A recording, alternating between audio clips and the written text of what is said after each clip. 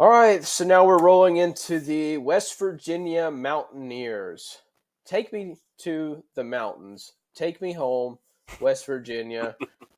Mark, what you got after a 5-win 2022 season? What are we looking like for 2023 for the Mountaineers? Yeah, Mason. So heading on up to Morgantown. If you ask anybody in Morgantown about Neil Brown, I think you're probably going to get about half and half responses. Half of them were ready to get rid of him last year, and half of them didn't even watch last year. So that's kind of where we're at. Neil Brown is 22-25 at West Virginia. He was 5-7 last year, 3-6 in conference. Um, and that's despite being 3-1 in one score games. So a lot of times people like to talk about BOB, bounce of ball. Well, it bounced their direction and they only won 5 games. So things have got to improve dramatically if Neil Brown wants to keep his job in Morgantown. Um, Offensive yards per game last year, they were 67th. And I'm going to run through these numbers real quick because they're just so staggeringly bad that I'm just going to run through them real quick. 67th on offensive yards per game, 63rd on points per game, 60th rushing yards per game, 77th passing yards per game, 107th in defensive yards per game, uh, 119th points allowed per game. I'm not going to keep going. You get the point. Um, there needs to be improvement everywhere, and there's people coming and going. It's 2023. The transfer portal is alive and well, especially for these middling to lower class teams. This is kind of where they're making their bacon, and this is going to be one of those teams. It's going to be kind of a crapshoot. Vegas has got them at a 3.5 over under. So obviously, Vegas is putting they're the one of the few people you're going to run into that put their money where their mouth is, right? So it's not looking great, but we're going to go through here.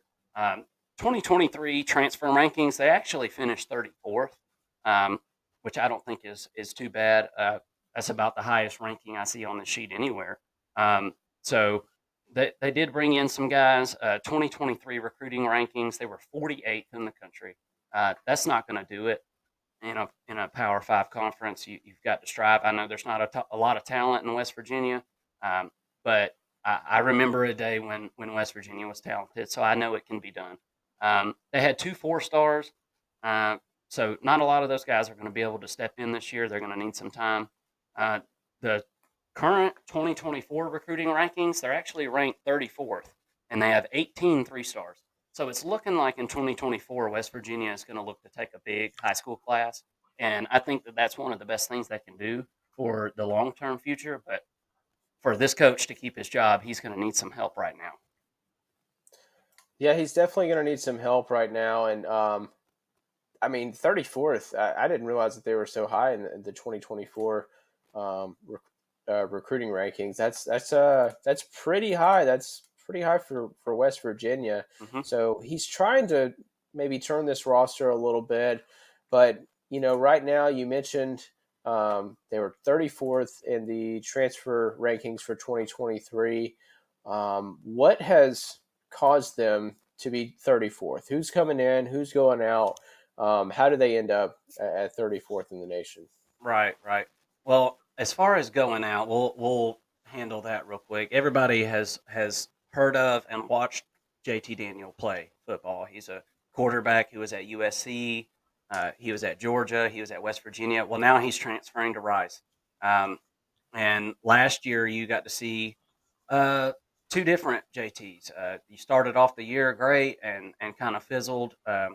Ford Wheaton was the leading wide receiver. I feel like that name really sticks out to people. I didn't watch an overly abundant amount of West Virginia games last year because they weren't in a lot of big games, but I do remember Ford Wheaton, and he'll be leaving. I think he's just graduating out, is what it is. Caden Prather, a 4 star wide receiver, is transferring to Maryland. That hurts. Jordan Jefferson, a 4 star defensive lineman, is going to be transferring to LSU. Charles Woods, a 3 star cornerback, is going to be transferring to SMU. So those are some of the most talented guys on each side of the ball. Now, as far as incoming players, they did go after some wide receivers and some secondary players. So, of the higher ranked transfer portal players, Devin Carter came in as a wide receiver from he's a transfer from NC State. Look for this guy to take Ford Wheaton's spot completely and maybe exceed where Ford Wheaton was at. Ford Wheaton was just a physical specimen. I mean, this guy was huge. It just seemed like it never really quite clicked, or his athleticism never really matched up with the offense. So Devin Carter is a very talented fella, and he's going to be coming in and playing wide receiver right off the bat. Jashawn Polk is a transfer from Kent State. He was a wide receiver. Um, as a guy who watches a lot of Georgia Bulldog football, we got to watch Kent State up close and personal last year, and let me tell you something. Uh, they had a pretty talented offense. So this guy, Jashawn Polk, was one of the guys that was so troublesome for Georgia to wrap up and keep on the ground and keep from catching the football. So look for him and Devin Carter to team up on the wide receiver. As far as the secondary goes, we got Keyshawn Cobb. He's a safety. He's coming in from Buffalo. This guy's got great numbers, but he did play at Buffalo. So is he going to be able to play in this league? I'm not totally sure about that. Numbers wise, he's got everything you're looking for. So there's going out and there's coming in. A lot of unknowns for West Virginia, and they're going to unfortunately have to learn on the go this year.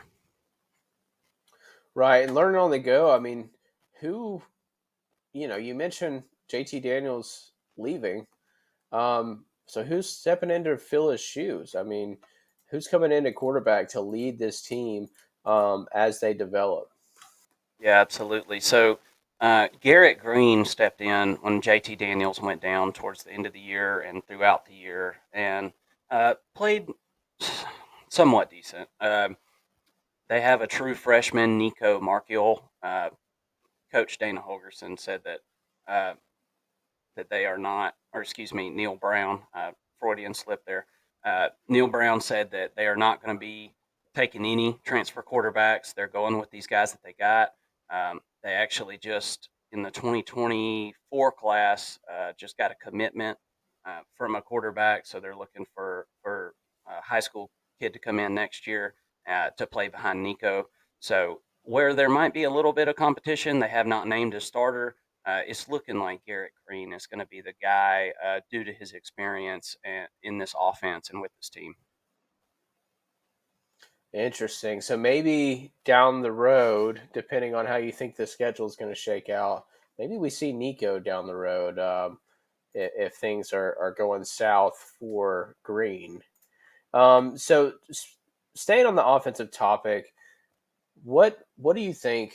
What are your thoughts of this offense this season, and how do you think they're going to do this year? Yeah, well, last year, for this offense to be successful in any offense, in my personal opinion, you're going to have to run the football. This offense didn't do that last year. They were ranked 60th in rushing yards per game at 158. You got to get that number up right there. And to do that, you're going to have the big guys up front being all on the same page.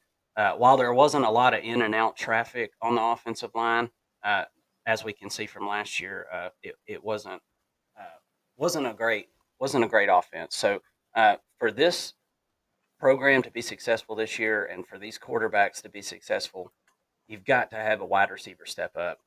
They're going to continue to search for wide receivers throughout the fall, which indicates to me that they're more than likely not very happy with what they've got. Devin Carter is a nice piece, but uh, Jashawn Polk coming from Kent State, you just don't know how these guys are going to translate from a smaller school. Um, now, uh, you got a couple other wide receivers coming in. You got two incoming freshmen that were 4 stars from that 2023 class. Um, and actually, one of them, Traylon Ray, unfortunately, has signed a letter of intent but is not enrolled in any classes. So I'm not sure if he's going to be going Interesting. the JUCO route or what's going on there. But nonetheless, Maybe. for this team to be successful, uh, wide receivers are going to have to step up, offensive line's going to have to step up, and it's going to have to be a total change. And I think it's a good year to do it. I don't think there's a ton of stout defenses in this conference, but you could really start anywhere on this team to make improvements. Right. And so you mentioned at the top of the review that this defense was ranked in 100th or worse in most defensive categories and in 2022 and heading over into 2023, are there any position groups that you feel pretty comfortable in as a strength in this defense for West Virginia? Um, to be honest with you, I really don't. Not a ton of traffic in and out at linebacker. So maybe we could say there, but you lose one of your best defensive linemen to LSU, um, and those guys are not easy to come by. So yeah, I, I'm struggling to find a part of this team that I'm really liking for this year, and Vegas apparently agrees with me with their I three was and a gonna half say, game over under. yeah, Vegas is reading out of your book apparently. So a 3.5 over under for West Virginia. I think that Vegas, it just goes to show you how smart Vegas is, right? They see a 2022 record at 5-7 and say, man, that could have gotten a lot worse. Um, this season, maybe the ball bounces the other way for West Virginia. A 3.5 game over and under. Um, Take me through the schedule. Where can Mountaineers cling to hope for some wins in this season? Yeah, absolutely. Well, and like you were talking about, Vegas sees things, and a lot of people feel like you can win some money in college football at the beginning of the year. You catch maybe Vegas, missing a thing or two if you're really paying attention to a team. I feel like they're all over this one. I really do. Um, this schedule is pretty tough. You start off with a non-conference game at Penn State. Um, and Penn State this year is going to be very good on offense. I think they're going to be very good on defense. I think their only weakness is defensive line, and there's 0% chance West Virginia can exploit that. So you start off with a loss at Penn State. You get Duquesne at home. That's a win. Uh, and better cherish that one. Then you play Pitt at home, Texas Tech at home, at TCU. Those are all three losses, in my opinion. I don't see any way.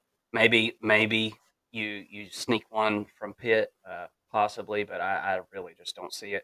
You got your bye week on week 6. Hey, that's a blessing. I've seen some really bad planned bye weeks this year, especially looking at Pac-12 schedules. So week 6 is a good spot. Then you go to Houston. You got Oklahoma State coming to Morgantown, at UCF, BYU, at Oklahoma, Cincy, and at Baylor. So you miss Texas. That's hey, the Big 12 looking out for you there. Tried to help you out. Um, but instead of Texas, you get at Penn State as a out of conference, and I'm struggling to see more than one guaranteed win this year, and because in my opinion, this is going to be one of the worst teams in the Power Five this year. What are your thoughts? I mean, I have to agree with you. I want so desperately to be able to comfort these Mountaineer fans listening to us right now and say, guys, there's at least four I wins don't on this schedule. burn your couches, folks. I don't. Yeah, look, Neil Brown, you got to get rid of this guy. Come on, West Virginia fans, you're better than this. Yeah, yeah. This is pretty bad. I mean, gosh, I'm counting 2.5 generously. Um, so in saying that, I would not bet on this number. It is way too low for a Power Five team to go out and put money and bet that they're going to win 3 games or less. So you're going to bet that they're going to win either 2 or 3 games because they're going to beat Duquesne or however you say their name. But you you're gonna bet that they're gonna win 2 games if you bet under, one or 2 games. So, anyways, um, Yeah, yeah. I just I say I wouldn't feel comfortable with it, if but you I really don't feel comfortable betting the over either. if you This is a stay away.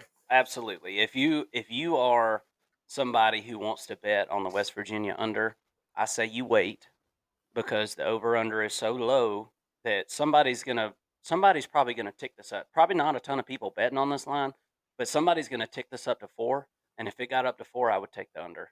There you go. And I would feel very, very good about that. Yeah, it gives you that push possibility where you get your money back. So, I Absolutely. agree with that. I Absolutely. agree with that. Well, hey, Morgantown folks, West Virginia fans, uh, we're pulling for you.